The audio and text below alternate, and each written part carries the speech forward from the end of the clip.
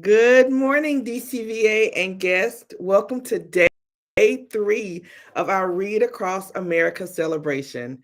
I'm Mrs. Jefferson, principal of the Darlington County Virtual Academy.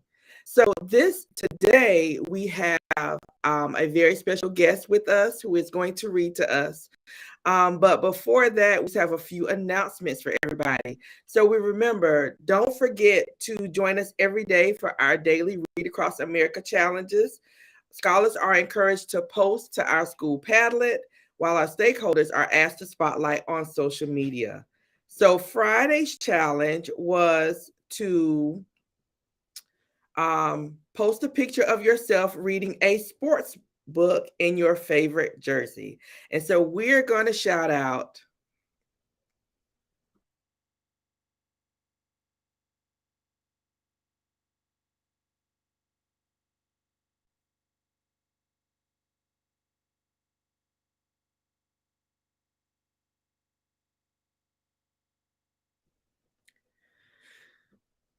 shout out to Kason, who was in his sports jersey reading his sports book.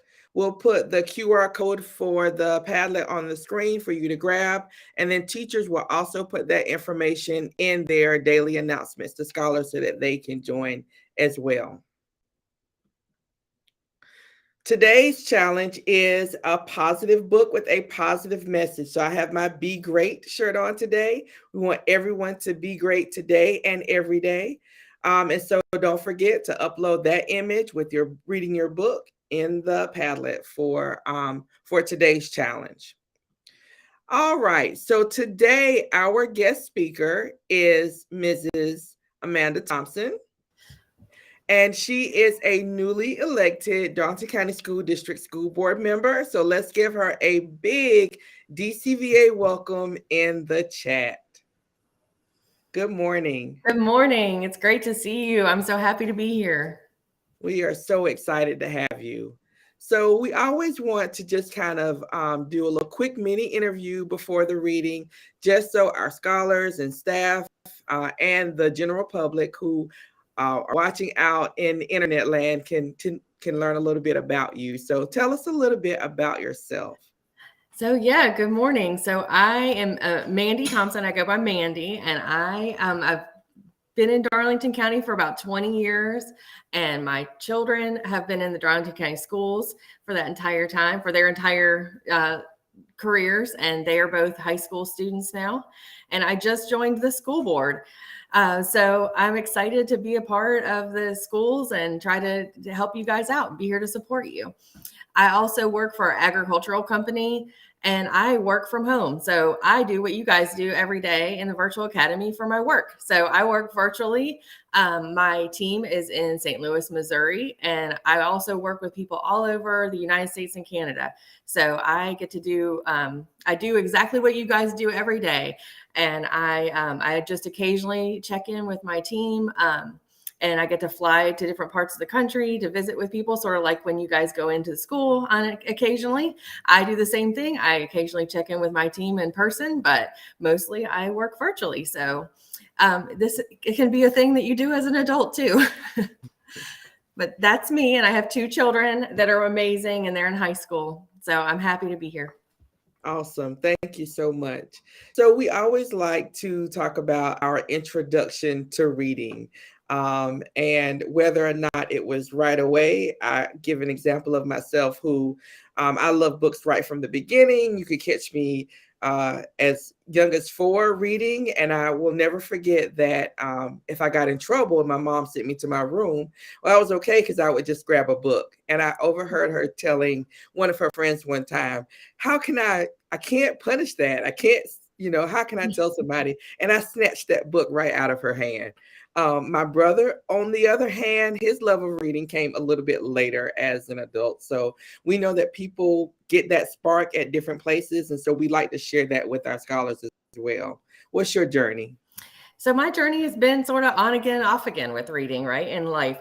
So I remember enjoying having people read to me as an elementary school student, but I didn't really start enjoying reading myself until probably middle school. I had one summer that I remember where I was bored. We didn't have iPads and things to keep us entertained. And so my older sister had a bookshelf full of books, and I went and started reading, and I read, she especially had a lot of mysteries, like chapter books with mysteries. And I read every book on her bookshelf that summer. And went and got more, and started going to the library and enjoyed fiction. So that was my first time I remember of really loving reading. But then that came and went, as life sometimes gets busy. And then when you're a student, sometimes you're reading so much that for learning that sometimes you don't want to read for pleasure. So there were times like that in my life. And then as I became a mother, later in life, I loved children's literature. I found out I just loved reading to my children when they were little. And so we have a huge bookshelf full of books, and both of my kids talk about how they remember reading, as early back as they can remember. And so, yeah, it's been on again, off again. But the other part is all that reading that you do for learning is also that's really strengthening your reading skills. Yep. So that later in life you can enjoy it sometimes. But yeah, it's not always a pleasure, but often it is, and it sort of comes and goes with life. And now I'm a big reader of fiction. It's one of the ways that I like to relax when I have free time. Awesome. Well, we have a couple of guests with us today that we're going to introduce. Some of our high-flying scholars were recommended and nominated by their teacher to attend the session live, to be able to give you an audience so that you don't just feel like you're talking to the air. And so I'd like to introduce to you London, if you'll give a big wave. Good morning, London. Delia is here with us. Good morning, Julia. Elena. Hi, Elena. All right. And so they are here just to be your audience. And remember, scholars, Ms. Thompson may have questions, or she may ask you things to share as she's reading her book. She's getting ready to introduce her book to us now. You can all put that in the chat. And remember, scholars, you put your information in the Zoom, and then teachers, if you will drop that information in our live stream so that Ms. Thompson and everyone can see. All right. So Ms. Thompson, will you share with us what you're reading for us today? Today, I'm going to read a book called Turning Pages. It's written by Sonia Sotomayor. She is a Supreme Court justice, and this is her biography. So she wrote a short book that explains her life story and her journey with reading. It has beautiful illustrations that were illustrated by Lulu Delacroix. And we can't wait to hear. Yes. I'm super excited to read this book because I feel like it's important to remember that important people in our world are just people. And they all have a story, and they all have faced challenges in their lives. And it's inspiring to me as an adult to remember that we all can make a difference in the world because all these people are just people too. And I hope that you will feel inspired by it as well. So should I get started? Yes. All right. Okay. So I will try to share the illustrations as best I can because they're really great. So it's Turning Pages. This is her with her grandmother. All right. I have to put my glasses on to read this. Okay. So my story is a story about books, of poems and comics, of law and mystery, of science and science fiction, written both in Spanish and in English. Even though I was born and grew up in New York City, Espanol, Spanish, was the language we spoke at home, the language of Puerto Rico, the island where my family came from. I struggled to learn English. Balancing two languages in my head wasn't always easy, but books made learning fun. Reading was like lighting candles. each book a flame that lit up the world around me. What was so special about books? Do written words have a unique magic? At each step in my life, I would put together the answer like pieces of a puzzle. So like we were just talking about our first memories, her first memory. So my first memory of the power of words came from Abuelita.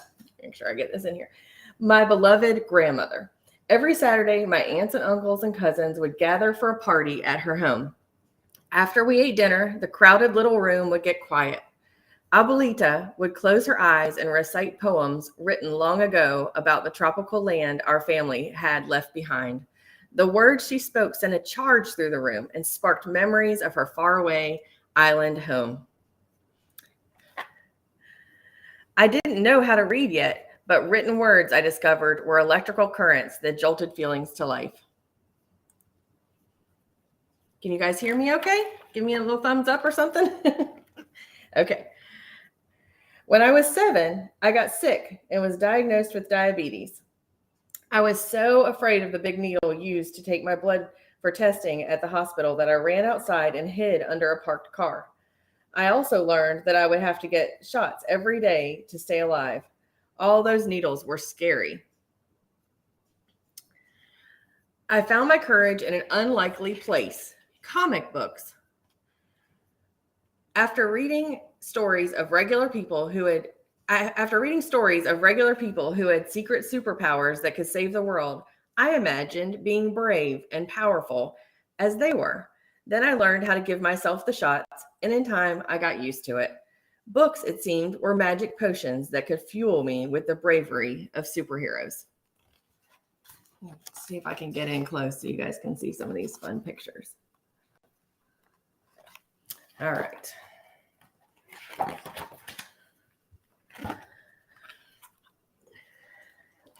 I may have been inspired by Supergirl, but I still needed to use an airplane if I wanted to fly.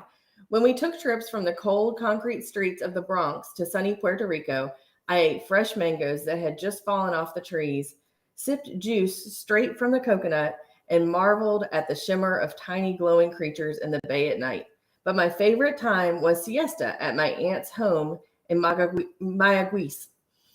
At lunchtime, we feasted on rice and beans and chicken spiced with sofrito, a delicious mixture of tomatoes, onions, garlic, and peppers.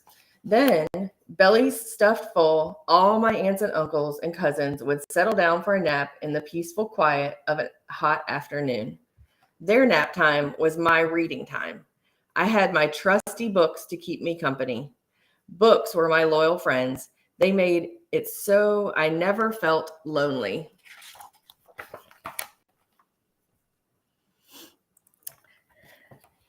When I was 9 years old, my father, Poppy, who had been sick for a long time, passed away. I felt sad and confused, and my home was filled with gloom, but I discovered a place where I could feel comfort. All summer long at the nearby Parkchester Library, I walked through the aisles and touched the musty volumes until one book after another caught my eye. I read as many books as I could. I wanted to read them all. I was lucky to have a library that was in my neighborhood, walking distance from my home. For hours, I could sail away to the wondrous lands and the stories I would choose from the stacks. The library was my harbor, and books were little boats that helped me escape sadness at home.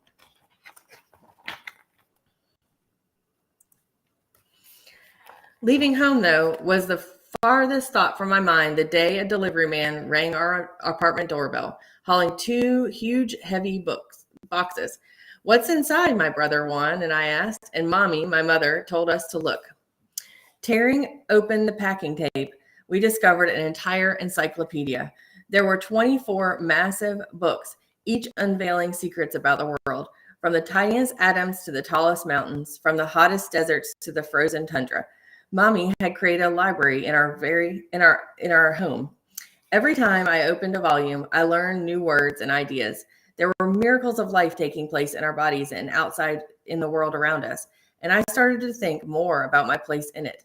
I felt like a deep sea diver exploring mysterious depths. Books were my snorkel and flippers, helping me get there.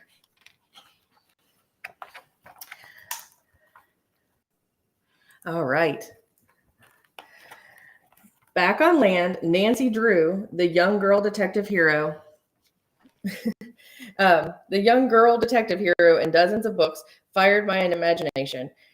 Her make-believe life was so different from mine. She lived in a big house on a tree-lined street and partnered with her dad, a successful lawyer, to solve crimes. Despite our differences, I would doze off picturing myself in Nancy's shoes. Could I figure out mysteries too? Books were a time machine, inspiring me to imagine what I would be when I grew up. When we moved to a bigger apartment in the Bronx, our new home wasn't anything like Nancy Drew's, but Juan and I did finally get our own small rooms. It was really just one larger bedroom divided by a thin wall, but we each got to decorate our rooms. I chose wallpaper with pictures of the constellations in the sky. I loved reading science fiction books about journeys into deep space, time travel, and encounters with aliens. Even more amazing, real-life astronauts had just landed on the moon. They left behind a gift of words, messages of peace from the countries back on Earth. I read everything I could about the moon landing. If that was possible, then anything I could imagine was possible too. Books were my launch pad, blasting me straight into my dreams.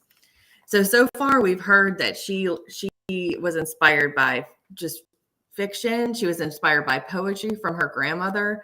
She was inspired by science fiction, comic books. What's your favorite type of book? Maybe you can put that in the chat. Let me know what your favorite type of book and type of reading is. As I got older and read more, my future slowly started to take shape, like a ball of clay that you carefully sculpt into a figure with your fingers. In high school, my teacher assigned my class a book about boys on a deserted island who went wild because there were no rules. The boys hurt each other in the chaos of a land without laws. This book opened my eyes. I saw why we need laws and rules to feel safe, so that people have the freedom to grow and flourish.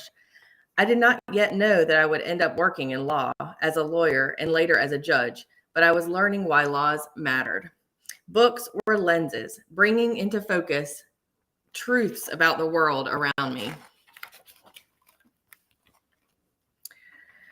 The Bible, a special book we studied at Catholic high school, taught me lessons about how to treat my neighbors. In one story, Jesus was approached by a crowd ready to punish a woman who had done wrong. Instead, Jesus challenged them, saying, "He that is without sin among you, let him first cast a stone at her." His calm, powerful words made people think. Slowly and silently, the people let her be and went home. I learned that we shouldn't be so quick to judge people who do the wrong thing. Sometimes we make mistakes that can hurt someone else, but that doesn't make us bad people. It might just mean that we have to say we're sorry and put things right and try harder. Books were teachers, helping me to sort out right from wrong. When I started college at Princeton University, the tree-lined paths and old stone buildings looked very different from my neighborhood in the Bronx. I was excited to be there, but I was homesick, and sometimes I felt like I was drowning in everything I didn't know. I quickly discovered the massive Firestone Library, where I could find books on everything.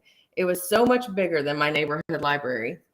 I would study for hours to catch up. I even improved my writing using grammar books.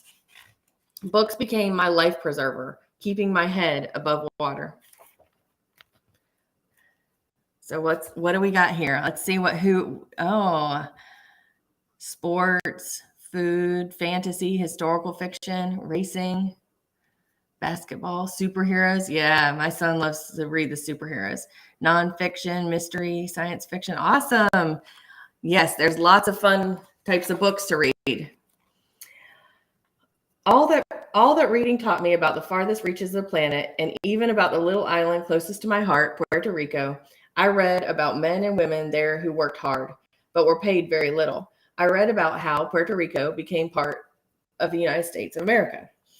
Just like in the books, my grandfather worked in a cigar factory and got sick from the dust, and my aunt spent long days stitching handkerchiefs. Like many of the Puerto Ricans who came to New York, Mommy had a hard life. She studied for many years to become a nurse and was able to scrimp and save so that her kids, Juan and I, would have a brighter future. Reading had long taught me about the world outside, but now I was seeing in books a reflection of the lives led by my own family. Books were mirrors of my very own universe. When I became a lawyer, I used cases in law books to convince judges that people on trial were innocent or guilty, how they had done right, and where they had gone wrong. Just as my own family story was mirrored in history books about Puerto Rico, I saw that law books reflected real life stories of people who got into trouble but still needed to be treated fairly in court. Law books were maps to guide us to justice. Justice means treating people fairly under the law. It's also the name of what I am now, Associate Justice of the Supreme Court of the United States. As a justice, I study the most important words in American law, the founding document of our government, the Constitution of the United States, and decide which laws agree with it. Every day, I borrow from the lessons of law books of the past and write decisions and opinions that will be bound into the law books of the future. Books are keys that unlock the wisdom of yesterday and open the door to tomorrow. Flame, electricity, magic potion, friend, boat, snorkel, time machine, launch pad, lens, teacher, life preserver, mirror, map, key. The written word had been all of these things to me and more for as long as I can remember. Like flagstones on a path, every book I ever read took me to the next step I needed to go in school and in life, even if I didn't know exactly where the trail would lead. Piece by piece, my puzzle came together. Where will your journey lead you? And this book has all sorts of cool pictures in it about their actual family pictures of Sonia Sotomayor. Very cool. So, where do you think books can take you? All right. So, thank you so much for that wonderful book. And we have been asked the question, where do we think books can take us? Elena, London, or Jalea, do any of you all want to share where do you think books can take you? London?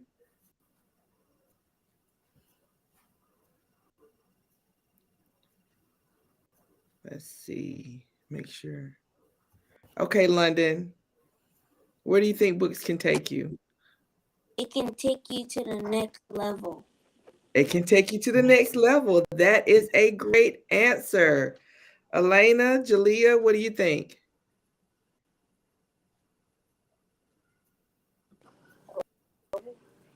Me personally, I think books can take a place where you can calm down. That's a good answer. A place where That's a you great can calm answer. down. All right. And so Elena, London, Jalea, what do you think?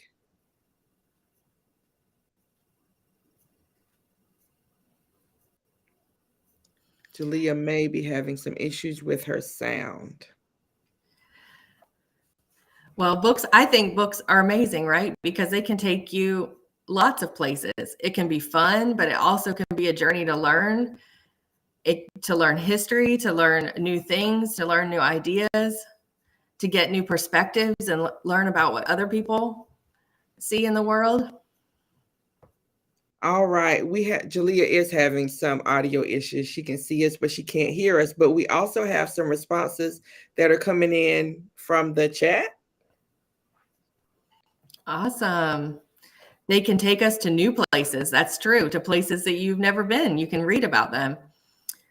And they can make us be brave. I loved that part of this story where she used comic books to make her feel brave about her diabetes. Yeah. I felt like the book dated me when I heard Nancy Drew. I'm sure our scholars may not know who Nancy Drew is, but that definitely hit. I was a huge Nancy Drew fan growing up. I was as well.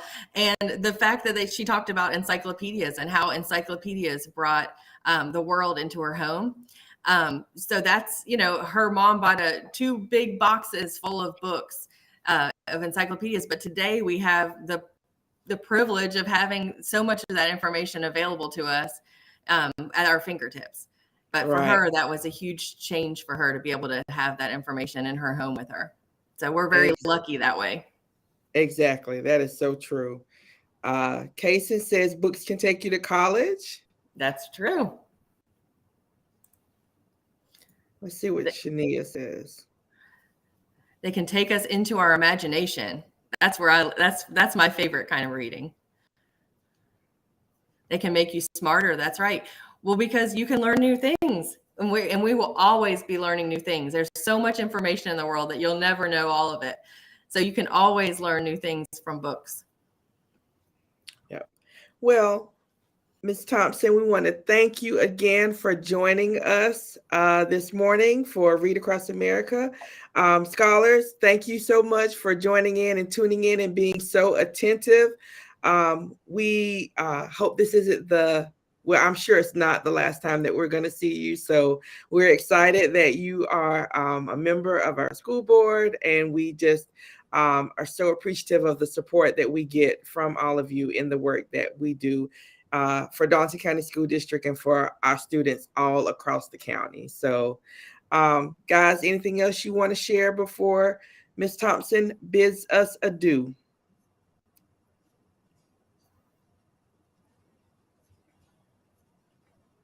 Well, I sure enjoyed it. And thank you guys so much for all you do for the students in Darlington County.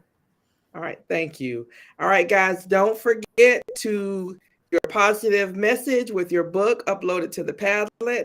And we will see you tomorrow, where our theme is Crazy Day. So we'll see how you manage that tomorrow. Teachers, if you have class photos that you want to take, you can upload those to the Padlet as well. All right. Thanks, everybody, for joining us, and take care.